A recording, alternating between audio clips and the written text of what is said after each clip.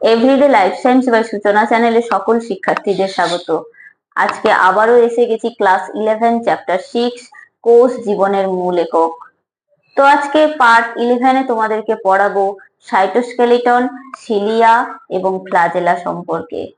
তাহলে ভিডিওটা স্কিপ না করে দেখতে থাকো এবং চ্যানেলটি সাবস্ক্রাইব করে দাও। তাহলে চলো শুরু করা যাক। প্রথমে আসছি সাইটোস্কেলিটন। সাইটোস্কেলিটন আমরা কাকে বলবো? ইউক্যারিওটিক কোষের সাইটোপ্লাজমের ধাত্রে প্রোটিন দ্বারা গঠিত যে সূক্ষ্ম জালকাকার গঠন, যেটি কি নিয়ে গঠিত? যেটি নিয়ে গঠিত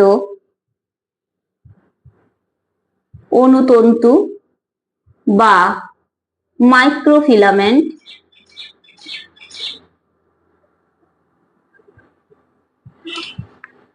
অণুনালিকা বা মাইক্রোটিবিউলস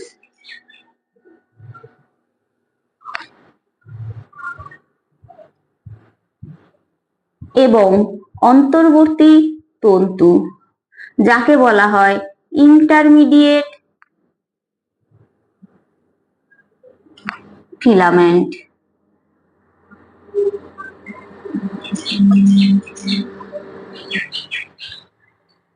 এই তিনটি সমন্বয়ে গঠিত হয়, যা সাইটোপ্লাজমকে দৃঢ়তা প্রদান করে, তাই হলো সাইটোস্কেলিটন। তাহলে আমরা পরিষ্কারভাবে বুঝে নিই যে সাইটোস্কেলিটন কাকে বলে। ইউক্যারিওটিক কোষের সাইটোপ্লাজমে ধাত্রে প্রোটিন দ্বারা নির্মিত সূক্ষ্ম জালিকাকার গঠন, যেটি অণুতন্তু বা মাইক্রোফিলামেন্ট, অণুনালিকা বা মাইক্রোটিবিউলস, অন্তর্বর্তী তন্তু বা ইন্টারমিডিয়েট ফিলামেন্ট দ্বারা গঠিত এবং যা সাইটোপ্লাজমের দৃঢ়তা প্রদান করে, তাকে বলা হয় সাইটোস্কেলিটন। তাহলে সাইটোস্কেলিটন কথাটি কে আবিষ্কার করেন?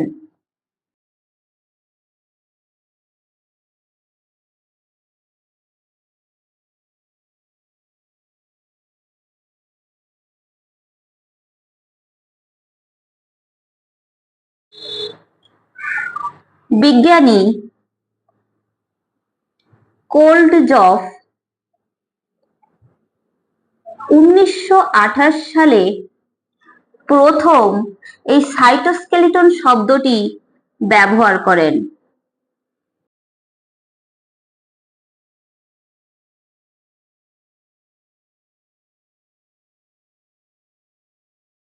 এখন যে পয়েন্টটি তোমাদের সামনে ডিসকাস করব সেটি হলো সাইটোস্কেলিটনের গঠন।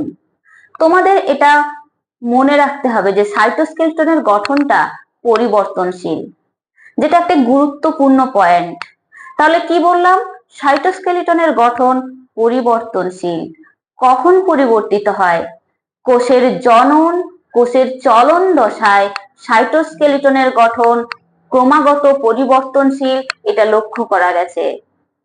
এই সাইটোস্কেলিটন তিনটি অংশ দ্বারা গঠিত। সেগুলো কি? সেগুলো হলো 1 নম্বর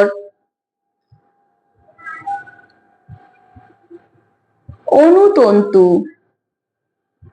এই অণুতন্তুকে ইংরেজিতে বলা হয় মাইক্রোফিলামেন্ট।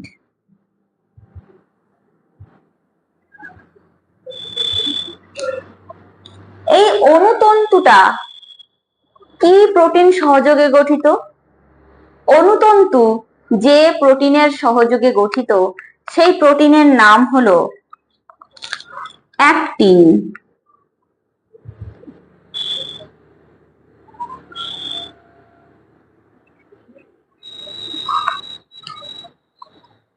এবার আসছি 2 নম্বরে। 2 নম্বরে কি হবে? অণুনালিকা।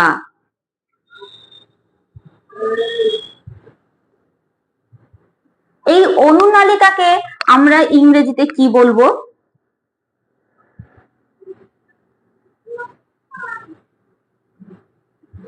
মাইক্রোটিবিউলস। অর্থাৎ অণু মানে মাইক্রো, নালিকাকে বলা হয় টিবিউলস, মাইক্রোটিবিউলস। এভাবেই মনে রাখবে, প্রত্যেকটা জিনিস বুঝে বুঝে মনে রাখবে। কারণ প্রত্যেকটা টার্ম ওই জিনিসটার সাথে সংযুক্ত। অনুনালিকা, মাইক্রোটিবিউলস। তাহলে অনুনালিকা কোন প্রোটিন সহযোগে গঠিত? অনুনালিকা যে প্রোটিনের সহযোগে গঠিত সেটি হলো টিবিউলিন।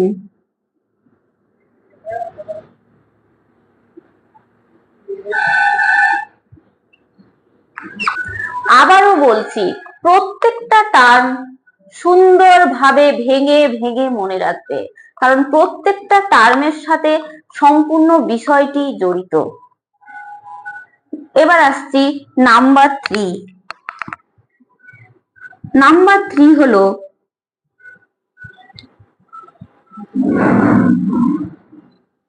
অন্তর্বর্তী তন্তু। অন্তর্বর্তী তন্তু, অন্তর্বর্তী কথার ইংরেজি কথা হলো, লিখে নেব প্রথম, ইন্টারমিডিয়েট।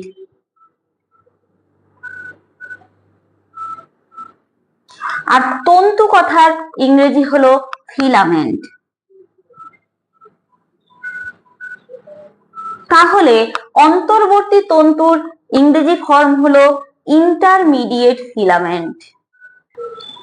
এই ইন্টারমিডিয়েট ফিলামেন্ট বা অন্তর্বর্তী তন্তু তাহলে কোন কোন প্রোটিন সহযোগে গঠিত? তাহলে এই অন্তর্বর্তী তন্তু বা ইন্টারমিডিয়েট ফিলামেন্ট যে যে প্রোটিন সহযোগে গঠিত সেগুলোর নাম আমরা লিখে ফেলি। সেগুলো কি কি? Keratin,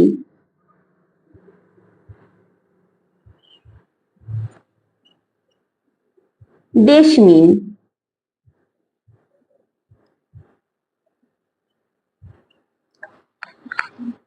ভিমেন্টিন,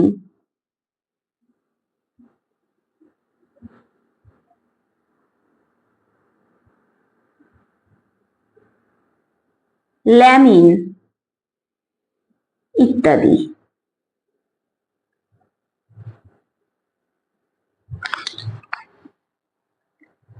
clear? তাহলে অনুতন্তুর ডায়াগ্রাম কেমন হতে পারে? অনুতন্তু হলে ডায়াগ্রামটা, যেহেতু ফিলামেন্ট এরকম তন্তুর আকারে থাকবে, তার মধ্যে এইভাবে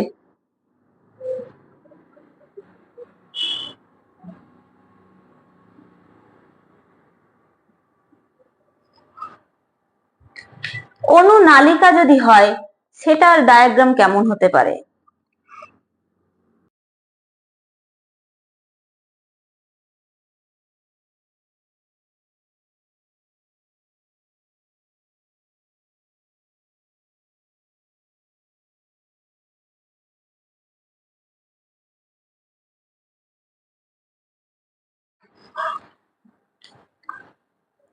অন্তর্বর্তী তন্তু যদি হয় সেটির ডায়াগ্রাম কেমন হতে পারে?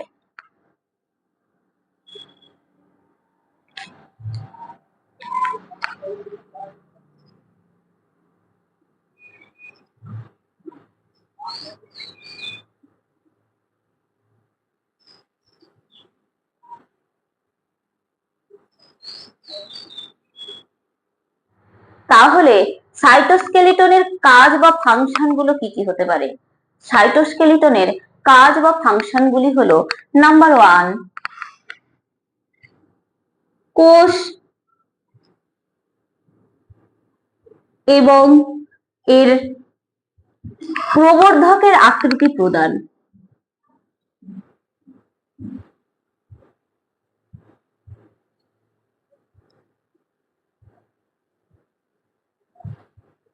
আকৃতি প্রদান করে এবং সাইটোপ্লাজমের দৃঢ়তা প্রদান করে।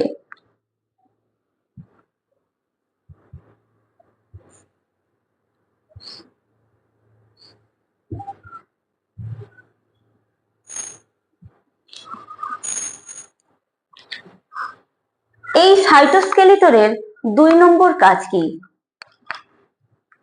2 নম্বর কাজ হলো সাইটোপ্লাজমে কলয়েডীয় বস্তুর পরিবর্তনে বিশেষ ভূমিকা পালন করে।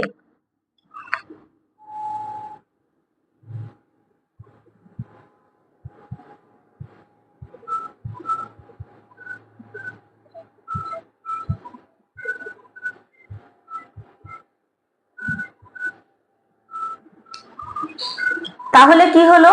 কলয়েডীয় বস্তুর পরিবর্তন। কলয়েডীয় বস্তুর পরিবর্তন বলতে আমরা কি বুঝি? সল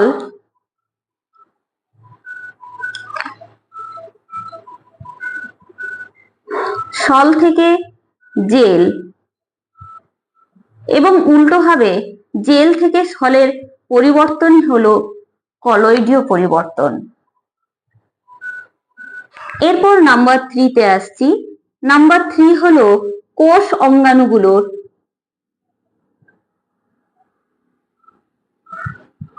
এই কোষ অঙ্গাণুগুলোর অবস্থান এবং বিস্তার নিয়ন্ত্রণ করে।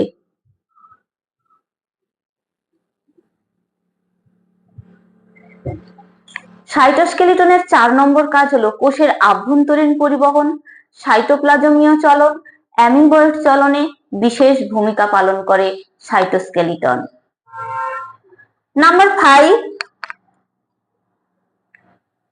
নাম্বার 5 হলো সেন্ট্রিওল গঠন, বেমতন্তু গঠন, ফ্লাজেলা গঠন, ক্রোমোজোমীয় চলন ইত্যাদিতে বিশেষ ভূমিকা পালন করে এই সাইটোস্কেলিটন।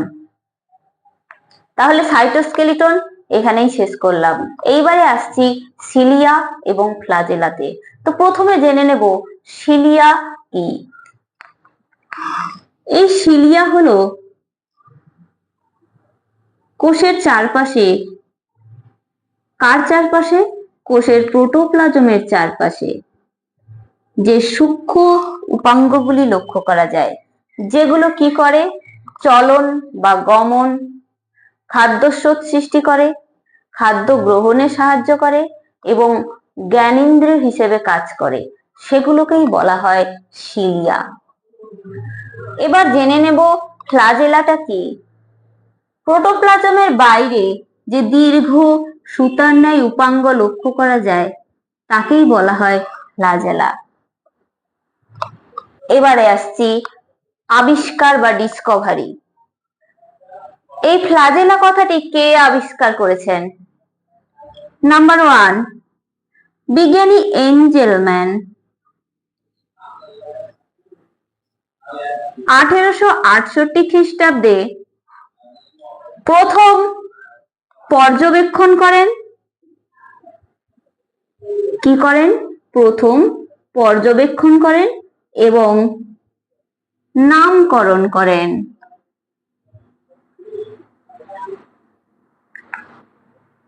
নাম্বার 2 হচ্ছে জ্যানসেন। 1887 খ্রিস্টাব্দে ফ্লাজেলার গঠন বর্ণনা করেন। কি করেন? ফ্লাজেলার গঠন।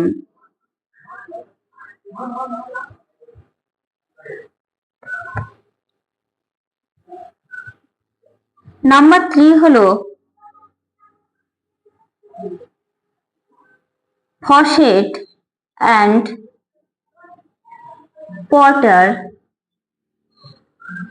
1954 অর্থাৎ 1954 সালে ফ্লাজেলার পরাণু গঠন বর্ণনা দেন। কি করেন? ফ্লাজেলার পরাণু গঠন।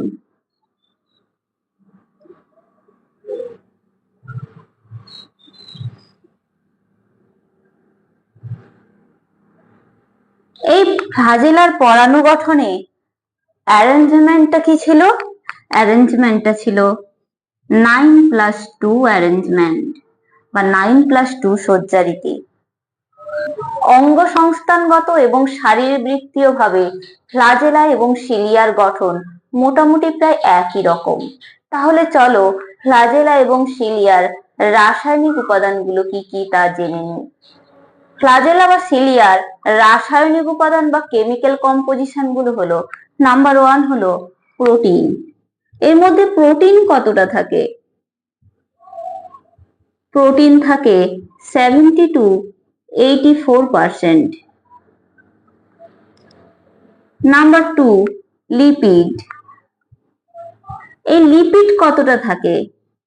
13 to 23%। Number 3 carbohydrate.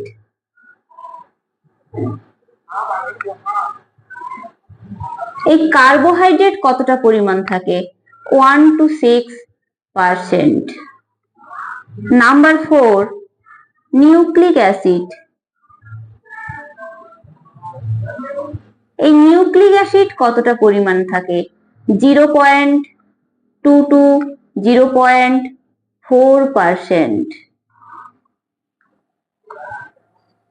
সিলিয়া বা ফ্লাজেলার 3 প্রকার প্রধান প্রোটিনগুলি হলো টিবিউলিন, ডাইনিন এবং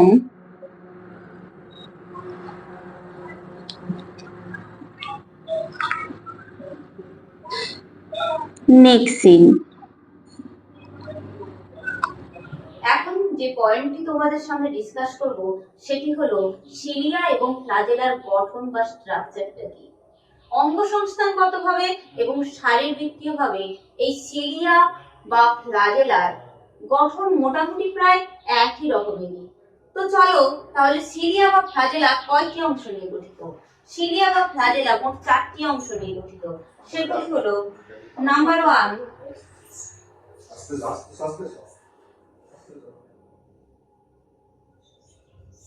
অক্ষীয় তন্তু যাকে বলা হয় অ্যাক্সিয়াল ফিলামেন্ট বা স্যাফট। 2 নম্বর হচ্ছে বেসাল বডি।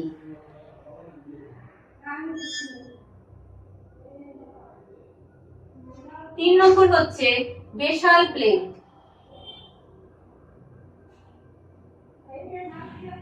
4 নম্বর হচ্ছে রুটলেটস। তাহলে সিলিয়া বা ফ্লাজেলা এই 4টি অংশের সমন্বয়ে গঠিত। তাহলে প্রথমে অক্ষীয় তন্তু যাকে বলা হয় অ্যাক্সিয়াল ফিলামেন্ট বা স্যাফট, এটি সম্পর্কে বিস্তারিত বর্ণনা করব। এই অক্ষীয় তন্তু বা অ্যাক্সিয়াল ফিলামেন্ট 11টি অনুনালিকা দ্বারা গঠিত। কয়টি অনুনালিকা? 11টি মাইক্রোফাইব্রিল নিয়ে গঠিত।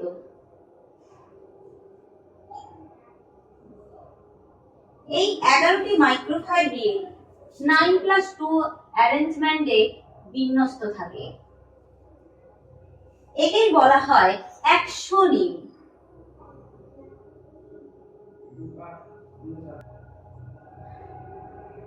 এই 9টি মাইক্রোফাইব্রিল থাকে পরিধির দিকে এবং 2টি মাইক্রোফাইব্রিল থাকে কেন্দ্রে। এই 9টি মাইক্রোফাইব্রিল বা পরিধিস্থ যে 9টি মাইক্রোফাইব্রিল, এগুলো আবার 2টি করে সাবটিবিউল নিয়ে গঠিত। সেই সাবটিবিউল গুলো কি কি? একটি হচ্ছে এ সাবটিবিউল, অপরটি হচ্ছে বি সাবটিবিউল।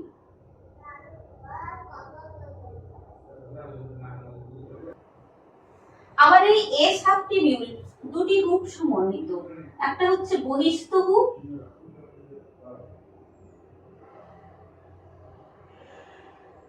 যাকে বলা হয় হাব, অপরটি হলো অন্তস্থ হুপ।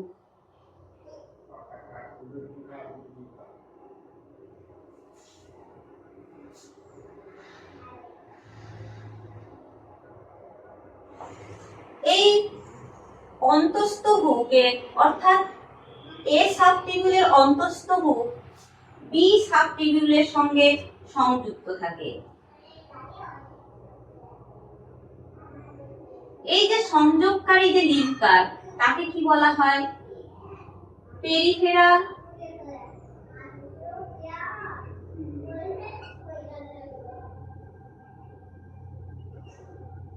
লিঙ্কার। তাকে কি বলা হয়? পেরিফেরাল লিঙ্কার, মানে পরিধিস্থ সংযোগ রক্ষাকারী যে লিঙ্কার। এই এ সাবটিবিউলের থেকে যে স্পোকের ন্যায় রেডিয়াল স্পোক নির্গত হয়েছে, তার শীর্ষে যে স্ফীত অংশটা থাকে, এই স্ফীত অংশকে বলা হয় মস্তক বা হেড।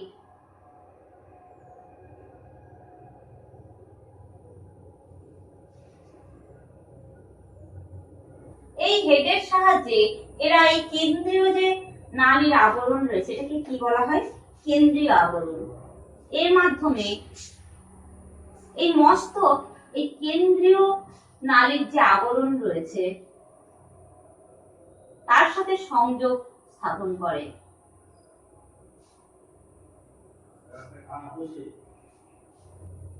এরপর যে টু অ্যারেঞ্জমেন্ট রয়েছে ওটি কেন্দ্রে অবস্থিত। কেন্দ্রে এই দুটো অনুনালিকা হলো অনুনালিকা এ এবং অনুনালিকা বি। এই কেন্দ্রীয় অনুনালিকা এ এবং বি পরস্পর সংযুক্ত থাকে সেন্ট্রাল ব্রিজ দ্বারা।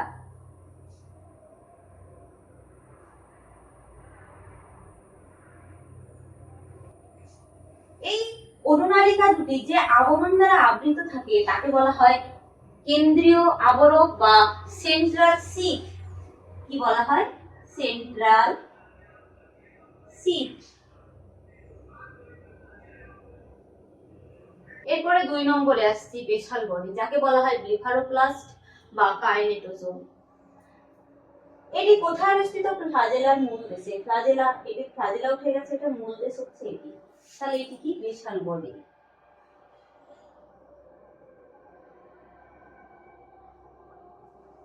এটি কি কি নিয়ে গঠিত? এটি 9টি পরিশিষ্ট অনুনালিকা এবং কেন্দ্রীয় হাব দ্বারা গঠিত। এই বেসাল বডির কেন্দ্রে কোনো অনুনালিকা থাকে না। নাম্বার 3 হচ্ছে বেসাল প্লেট। এই বেসাল প্লেট কোথায় অবস্থিত? বেসাল বডির ঠিক উপরে এই বেসাল প্লেট অবস্থিত।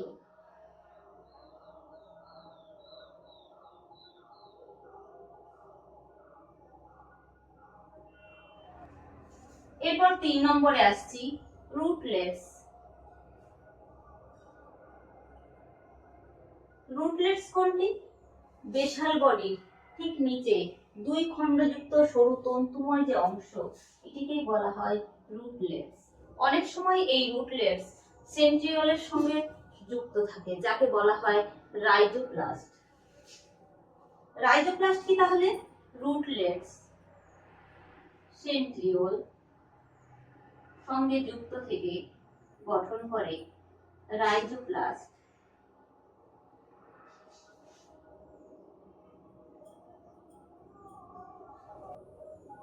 তাহলে সিলিয়া বা ফ্লাজেলার প্রধান কাজগুলি হলো জীবের চলন গমনে সাহায্য করা, জলজ জীবেদের ক্ষেত্রে শ্বসন, খাদ্য গ্রহণ, তরল বস্তুর অপসারণ ইত্যাদিতে বিশেষভাবে গুরুত্বপূর্ণ ভূমিকা পালন করে। তাহলে ভিডিওটি আজকে এখানেই শেষ করলাম। কারোর যদি কোনো কোয়ারি থাকে অবশ্যই কমেন্ট বক্সে লিখে পাঠাও এবং চ্যানেলটিতে লাইক, শেয়ার, সাবস্ক্রাইব করে পাশে থাকা বেল আইকন প্রেস করে দাও যাতে পরবর্তী নোটিফিকেশন তোমাদের কাছে পৌঁছে যায়। ধন্যবাদ।